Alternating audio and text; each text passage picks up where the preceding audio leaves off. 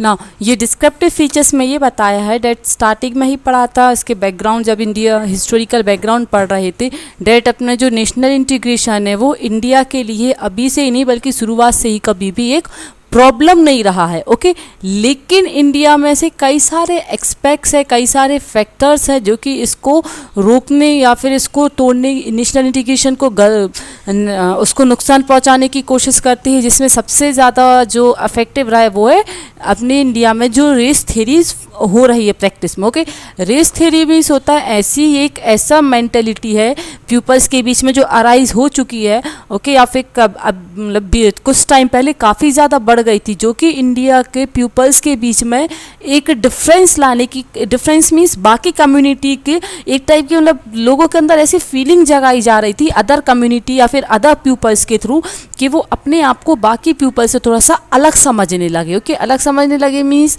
उनके अंदर एक नेगेटिविटी आने लगी थी। ओके, अब वो नेगेटिविटी उनके फेस को लेके, उनके कलर्स कॉन्टैक्ट्स को लेके, उनकी बॉडी लैंग्वेज को, या फिर उनके जो फिजिकल लुक्स वगैरह हैं, जैसे अगर किसी मतलब हाइट या उनके थोड़ा सा अजीब अगर दिखते हैं, तो इन टाइप्स को, इन ऐसे थॉट्स को लेके जो उनके अंदर नेगेटिविटी ला रहे थे और उनको बाकी पीपल से सेपरेट जो कर रहे थे, क्योंकि इसी थॉट्स को, इसी बिहेवियर को, इसी थ्योरी को रेस थ्योरी बोला गया है। ओके, एंड बट अभी इनमें से कई सारी ऐसी चीज़ें हैं जो कि डिक्लाइन ख़त्म हो चुकी हैं, लेकिन फिर भी ऐसे कई सारे फैक्टर्स हैं, कई सारे फोर्सेस हैं जो कि अभी भी अपनी सोसाइटी में कहीं ना कहीं एक्टिव हैं। ओके, और वही उन्हीं के एक्टिवनेस के कारण अपनी जो नेशन की इंटीग्रिटी है उसके सामने बहुत बड़ा हर्डल, एक बहुत बड़ा बैरियर की तरह ये प्रूफ हो रहे हैं। ओके, और कुछ पीपल और अपन को इन फीलिंग्स को रोक के अपनी वापस से जो नेशनल इंटीग्रेशन को स्ट्रॉन्ग बनाना और कंट्री को यूनिटी में रखना, ये अपनी ड्यूटी है। ओके, एंड इसी सिचुएशन को वीक करने के लिए से फैक्टर्स है जो कि अपनी कंट्री की इंटीग्रिटी और यूनिटी को वीक करते, उन फैक्टर्स को देखेंगे। ओके, और इन्हीं सब फैक्टर्स में सबसे फर्स्ट है कम्युनलिज्म। अब देखेंगे कम्युनलिज्म होता क्या है, वर्ड कहाँ से आया है। ओके, तो बेसिकली जो कम्युनलिज्म वर्ड है ये कम्युनिटी से अराइज हुआ है। ओके, कम्युनलिज्म मीन्स होता है अपने आप के, अपने रिलीजन्स को, अपनी कम्युनिटी को ओके सबसे ज़्यादा सुप्रीम बताना। ओके, मतलब जो रिलीजन्स को और जो कम्युनिटी को लेके ओके संप्रभुता को, ये जो अपन अपने आप को बेस्ट बताते, डेट उनकी जो कम्युनिटी है, किसी particular community is the best community. Okay, और the highest community in the society, यही जो फीलिंग्स हैं, ओके, उनके जो फेथ्स हैं, उनके जो बिलीव्स हैं, वही सबसे अच्छे हैं। ओके, तो ये जो इन फीलिंग है अपनी कम्युनिटी को इंक्रीज़ करने की और सबसे ज़्यादा अच्छी बताने की और बाकी कम्युनिटी को निगलेक्ट करने की, ओके, यही कहलाती है कम्युनलिज्म। और ये कम्युनलिज्म बहुत बड़ा एक थ्रेड है इंडिया की यूनिटी के लिए, उससे एक नेगेटिव फीलिंग्स अराइज होती कंट्री में और कम्युनल रिवॉर्ड्स को डेवलप भी करती। और जैसे, और यही रीज़न है ये जो नैरो कॉमनली फीलिंग्स इंडिया के अंदर आई हैं, ये नैरो फीलिंग्स और जो नेगेटिव थॉट्स इंडिया के अंदर कम्युनलिज्म का, इसी का एक सबसे बड़ा एग्जांपल है इंडिया एंड पाकिस्तान। ओके, जो इंडिया पाकिस्तान डिवाइड हुई है उसका मेन प्रिंसिपल क्या था, differences between the Hindu and Muslims. इसी के कारण मतलब Hindu wants to show that Hindus are the most highest religions of the community in our country, and the same Muslims wants to prove themselves the most prominent peoples और the highest community. Okay, तो इसी के कारण India 1947 में divide हो गया था between the India and Pakistan. Okay ना, ओके, सो इसके कारण lack of peoples are sufferings. Okay, कई सारी फैमिलीज स्प्लिट हो गई थी, कई सारे ह्यूमंस होमलेस हो गए थे। ओके, एंड इसका असर तभी नहीं, अभी तक सिर्फ उसी टाइम नहीं बल्कि still the effect of the communalism we are observing, अभी भी उसका असर कंट्री में है और इसको अपन फेस भी कर रहे हैं। ओके, जिसके कारण सिर्फ इंडिया में नहीं बल्कि even in the Pakistan also most of the problems are facing by the citizens of both the countries. Okay, तो कम्युनलिज्म से कई सारी अदर प्रॉब्लम्स भी अराइज होती है, जैसे कि इसके कारण रिलीजियस फ्रीडम, रिलीजियस यूनिटी भी नहीं आ पा रही है पीपल्स के बीच में। ओके, एंड और तो इसको रिमूव, तो ये एक अपनी कंट्री के इंटीग्रिटी और इंटरेस्ट एंड डेवलपमेंट और यूनिटी के लिए काफ़ी ज़्यादा बड़ा हर्डल, एक बैरियर है। Okay, now the second hurdle और the second disruptive force is languageism. Okay, language means होता है सभी अपनी कंट्री में कई सारी लैंग्वेजेस बोली जाती है, जैसे कि अपन ने ऊपर देखा है बेसिकली अप्रॉक्सीमेटली 250 के आसपास लगभग लैंग्वेजेस बोली जाती हैं, लेकिन उनमें से सब जो इंडिया के कॉन्स्टिट्यूशन में वो 22 लैंग्वेजेस इंक्लूड की गई हैं। ओके, तो अपनी कंट्री में कई सारी ऐसी बोलियाँ, कई सारी भाषाएं चलती हैं। Okay, and obviously we all love our mother tongue, सभी अपन अपनी मदर टंग को पसंद करते हैं, वहाँ की बोली को। Why? Because we are active in that languages और that dialogues in our daily life. अपन उसको डेली लाइफ में अपने उसको यूज़ करते हैं। ओके, उसको अपन समझते हैं एंड अपने एक लाइफ का बहुत ही ज़्यादा इम्पोर्टेंट एंड क्लोज पार्ट बन जाता है। ओके, एंड और इसी के अकॉर्डिंग डेमोक्रेटिक स्पिरिट में जो अपनी डेमोक्रेटिक यूनिटी, इसमें कहीं ना कहीं एक बैरियर बन जाता है। ये पीपल्स के बीच में डिफरेंसेस कर देते, जैसे अपन की लैंग्वेज जिस टाइप की बोल रहे हैं। ओके, वो what ever the tongue of speaking, okay, उससे ये डिफाइंड हो जाता है दैट पर्टिकुलर रीजन पीपल किस एरिया से आया है। अगर उस वर्ड में, उस लैंग्वेज में कुछ ऐसे वर्ड्स हों जो कि सुनने में थोड़ी से फनी या फिर अदर पीपल्स के इतने ज़्यादा कंफर्ट में ना लगे, ओके, तो उस कारण से कई बार प्रॉब्लम्स आ जाती हैं एंड और ऑफिशियल पर्पस में अपन उसको नहीं यूज़ कर सकते, एजुकेशनल, और ये सबसे ज़्यादा मेन प्रॉब्लम जाती है ऑफिशियल पर्पस पे, एजुकेशनल फील्ड में। ओके, देखो जैसे इसमें लिखा भी use of a language for the official purpose and for the imparting the educational help in the development too. Okay, and many times society में ये एक इशू बन जाता है, डिफरेंस लैंग्वेज का एक इशू बन जाता है, कई सारी क्राइसिस एंड कई बार इसमें कई फाइट सिचुएशन भी आ जाती हैं। ओके, कुछ डिस्प्यूट्स भी क्रिएट हो जाते हैं, कॉन्फ्लिक्ट्स भी क्रिएट हो जाते हैं अपनी सोसाइटी में। ओके, सो इसमें आगे ये बताया है दैट जो डिफरेंट रिलीजन्स के पीपल्स होते हैं, ओके, उनकी लैंग्वेजेस डिफरेंट होती हैं, उनके इंटरेस्ट अलग अलग होते हैं, but okay both love their language, her religions की पीपल्स लैंग्वेजेस को रिस्पेक्ट करते हैं एंड इसी के कारण कई बार कंडीशन ऐसी हो जाती है that they ignore the feeling और the respect of the other language. Okay, other language की रिस्पेक्ट्स एंड फीलिंग्स को कहीं ना कहीं वो इग्नोर कर देते। Okay, so we should respect the our language as well as we should also give the respect to the other languages of the country which are spoken by the different peoples of a different religions. Okay, then also we can maintain our we can maintain the development and the unity and integration of our country. Okay, now the next जो next disruptive force है, जो next ऐसी force है जिसके कारण national integration affect होता है, that is a casteism.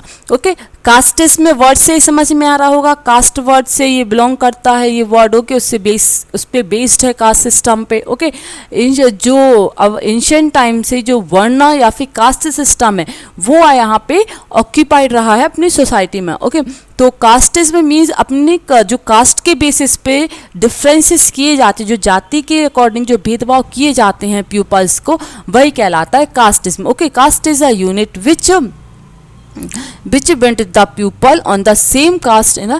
और इसके अकॉर्डिंग क्या होता है, जैसे अगर कोई अदर कास्ट पे जा रहा है कोई पीपल या फिर किसी, कई बार ऐसी हो जाती है डेट जो कम्युनलिज्म के कारण अपनी कम्युनिटी को बेस्ट बनाते हो, बाकी किसी अदर कम्युनिटी को अपने आप से छोटा मानते हैं। और अगर कोई फैमिली में ऐसे कहीं जा रहा है दूसरे कास्ट के पास या फिर फ्रेंडशिप कर रहे हैं, जैसे कोई अगर फ्रेंड्स बना लिए स्कूल्स में, क्लासमेट्स में, सोसाइटीज़ वगैरह में, ओके, तो कई बार अदर फैमिलीज़ को इस पर इशू हो जाता है। ओके, तो जिसके कारण कंट्री की यूनिटी और डेवलपमेंट हर्ट होती है, उस पर रुकावट आती है। ओके, सो ओके, तो अब यहाँ पे देखेंगे ऐसे कौन कौन से कास्टिज्म हैं, ऐसे कौन कौन से मेजर डिफेक्ट्स है कंट्रीज़ में जो कि कास्टिज्म के कारण अफेक्ट, कौन कौन से डिफेक्ट आते हैं। Okay, so the first one is first one is that caste system divides the society into the high and low classes. We very well caste system से society upper caste lower caste ऐसे classes में divide हो जाती हैं। Okay मतलब यहाँ पे जो ह्यूमन राइट्स हैं वो प्रॉपरली ह्यूमंस को फंडामेंटल राइट्स नहीं मिल पाते ह्यूमंस को, जो कि अपन ने उसमें प्रमोशनल मोटिव में फोर्सेस में पढ़ा था। Okay now the second one is that the upper caste exploit the people of lower caste. इसमें ये बताया जो अपर कास्ट के पीपल्स होते हैं, ओके कास्ट सिस्टम के कारण जो अपने आप को अपर कास्ट बोलते हैं, वो upper caste peoples lower caste peoples को काफ़ी ज़्यादा एक्सप्लॉइट करते हैं। एक्सप्लॉइट करना मतलब उनकी कैपेसिटी से ज़्यादा उनसे काम लेना, या फिर जितनी उनकी कैपेसिटी है उससे हद मतलब उनसे लिमिट से ज़्यादा उनकी इंसल्ट करना या उनसे काम निकलवाना, उनके लिए उनको प्रॉपर रिटर्न ना देना, whether that return in the form of the respect, money और द अदर वेज। ओके उनको वो उनका रिटर्न ना देना, ओके वो कहलाता है एक्सप्लॉयटेशन, जो कि अपर कास्ट लोअर कास्ट के पीपल्स को काफ़ी ज़्यादा करते हैं। ओके नाउ दिस में थर्ड है डेट जो कास्ट सिस्टम के कारण जो कास्ट के बीच में डिफरेंसेस है वो और भी ज़्यादा और बहुत ही ज़्यादा कठोर बन जाते हैं, जिसको रिमूव करना काफ़ी डिफ़िकल्ट हो जाता है। ओके नाउ द नेक्स्ट, इसी कास्ट सिस्टम और ये जो कास्ट सिस्टम के कारण जो प्रेशर होता है, ओके इसी कास्ट सिस्टम से कंट्री की जो पॉलिटिक्स है, अपने यहाँ की जो किसी भी कंट्री की जो पॉलिटिकल सिचुएशन होती है वो बहुत ज़्यादा इन्फ्लुएंस प्रभावित होती है। ओके और अगर पॉलिटिकल सिस्टम या पॉलिटिक्स अगर अफेक्ट होगी तो definitely it directly lead to the bad affect of our development of the country. Okay इससे कंट्री के डेवलपमेंट को भी डायरेक्टली बैड अफेक्ट पड़ेगा। नेक्स्ट इसमें फिफ्थ पॉइंट है डेट कास्ट सिस्टम के कारण अपनी इकोनॉमिक प्रोग्रेस को भी काफ़ी ज़्यादा परेशानी या ट्रबल फेस करना पड़ता है। देखो जैसे अभी मैंने इसमें बताया डेट कास्ट सिस्टम के कारण पॉलिटिक्स पे इन्फ्लुएंस आता है। अगर पॉलिटिक्स पे इन्फ्लुएंस आएगा तो जो भी लीडर्स है, रूलर्स हैं, जो भी सोच रहे हैं या जो कोई अगर पॉलिसी बना रहे हैं तो वो पॉलिसी भी प्रॉपरली इम्प्लीमेंट नहीं हो पाएगी। अगर पॉलिसी इम्प्लीमेंट नहीं होगी तो economic development is also not possible. Okay और उतना ही ज़्यादा मतलब कास्ट सिस्टम जितना ज़्यादा रहेगा कंट्री की डेवलपमेंट, चाहे वो कंट्री की पॉलिटिकल डेवलपमेंट हो, इकोनॉमिक डेवलपमेंट हो, चाहे वो सोशल डेवलपमेंट हो, ओके वो सभी स्लो होती जाएगी। Okay clear what is casteism और कास्टिज्म के कारण क्या क्या होता है। और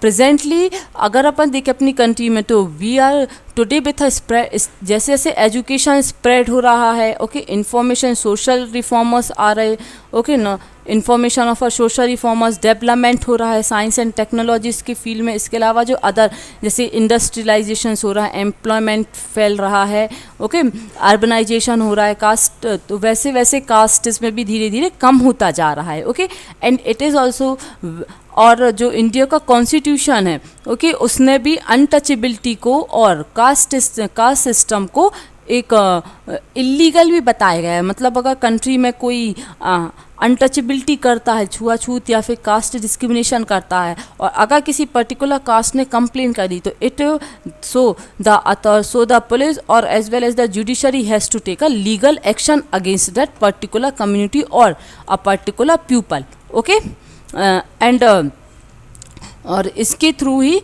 कोई भी पर्सन अभी किसी के साथ भी ये कास्ट को या क्रीड को लेके डिस्क्रिमिनेशन नहीं कर सकता, ना किसी भी बैकग्राउंड, किसी भी ग्राउंड पे, ओके या किसी भी पर्टिकुलर फील्ड में। ओके सो जैसे जैसे कास्ट सिस्टम कंट्री में रिमूव होगा वैसे वैसे नेशनल इंटीग्रेशन के सामने ये जो हर्डल है, ओके ये जो रुकावट है वो भी वैसे वैसे कम होती जाएगी, और जैसे जैसे ये कास्टेज में कम होगा कंट्री का डेवलपमेंट भी ऑटोमेटिकली बढ़ने लगेगा। Clear caste system. Now the next fourth one is terrorism.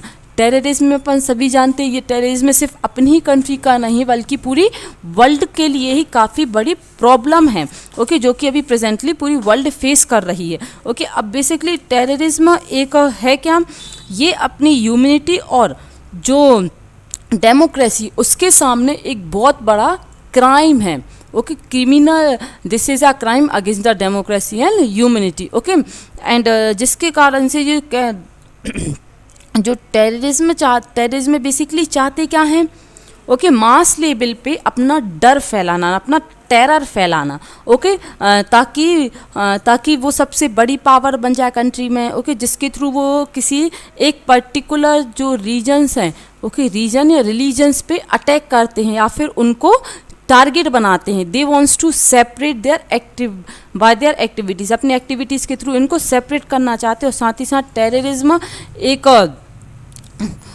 काफ़ी ज़्यादा एक मतलब ये बहुत हिंसात्मक मीन्स जो मतलब वेपन्स एंड जो पावर, बॉडी पावर्स को यूज़ करके जो किया जा रहा है, ऐसी ये एक्टिविटीज़ है, ओके। एंड साथ ही साथ इसको रिमूव करने के लिए टेररिज्म वॉलंटरी एक एक्शंस होते हैं। इसमें they believe that the government will someday expect their terms, मतलब वो चाहते हैं कि किसी पर्टिकुलर जिस भी कंट्री को वो उस पर जो कब्ज़ा करना या फिर उसमें किसी भी कंट्री से बड़ा जो बनना चाहती, तो वो गवर्नमेंट पे फोर्स डालते हैं कि उनके टर्म्स एंड कंडीशंस को वो फॉलो करें। और दे ऑल्सो बिलीव दैट जो भी वो कर रहे हैं, जो भी वो एक्शंस यूज़ कर रहे हैं, they all actions are correct according to them, but they justify use of वो जो अनडेमोक्रेटिक एक्टिविटीज़ होती, इलीगल एक्टिविटीज़ होती हैं, हार्मफुल एक्सपेक्ट्स होते हैं, वो सभी एक्सपेक्ट्स को यूज़ करते हैं ताकि किसी भी कंट्री के नेशन को या फिर उसके नेशन की यूनिटी को हार्म पहुंचा सकें। Okay, clear? Now the next is separate